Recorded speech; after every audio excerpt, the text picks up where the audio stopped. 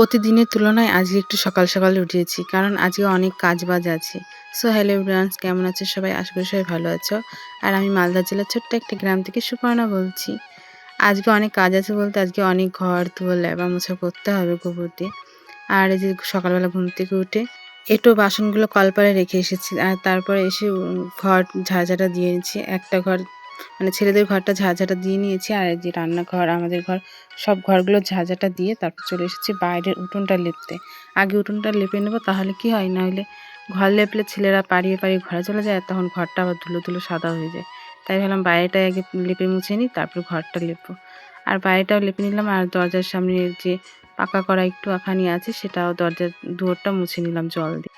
যেদিন ঘর দুয়ার লেপা মোছা করি সেদিন দেখতে যা লাগে না, মনে হয় ঘরে মানে লেপা মোছার দিন সেদিন আমার খুব ভালো লাগে। ঘর মানে পাড়াতেও ইচ্ছা করে আর দেখেই থাকতে ইচ্ছা করে। আর এই যে পুরোটা লেপা এদিকে বাইরেরটা হয়ে গেল, আর দেখো কত সুন্দর লাগছে। সত্যি বলছি সেদিন যে আমার কী ভালো লাগে আর কী আনন্দ হয় কী বলবো। এদিকে লেপা মোছা হয়ে গেছে আর প্রচণ্ড মেঘ করেছে। তো ঘরটা তো আর মোছা হয়নি, এদিকে ঘরটাও মুছে নিলাম। ঠাকুর ঘর, রান্নাঘর, বড় ঘর যেগুলো আছে সব সম্পূর্ণ ঘর দোর মুছে নিচ্ছি। তোমাদের একটা মজার কথা শোনাই। হ্যাঁ, আমি একটা কন্টেন্ট ক্রিয়েটার ভিডিওতে দেখেছি সিমেন্ট দিয়ে লেপতে।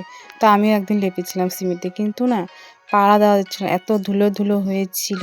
কিন্তু এখন মানে ঘরটা মুছলে না, সত্যি বলছি একদম প্লাস্টারের মতো মনে হয়, মনে হচ্ছে প্লাস্টার করা, শুধু আমি জল দিয়ে মুছে নিচ্ছি। তো যাই হোক, সেদিন তো মানে যেদিন লেপেছিলাম সেদিন পা দিতেই পারছিলাম না, গা শিরশির করছিল, মানে ধুলো ধুলো টাইপের। আর এখন খুব সুন্দর তেল তেল টাইপের হয়ে আছে। আর এই নাইটিটা আমি নতুন নিয়েছি, আমাকে পরে কেমন লাগছে অবশ্যই কমেন্টে জানিও। আর এখানে স্নানের পর পুজো করে নিচ্ছিলাম। পুজোর পরে রান্না বসাবো। আর আজকে যেহেতু দেরি হয়ে গেছে তাই সোয়াবিন আলুর তরকারি করবো আর আলু ভাজা করবো। এইটুকুই রান্না করবো, অনেকটা বেলা হয়ে গেছে।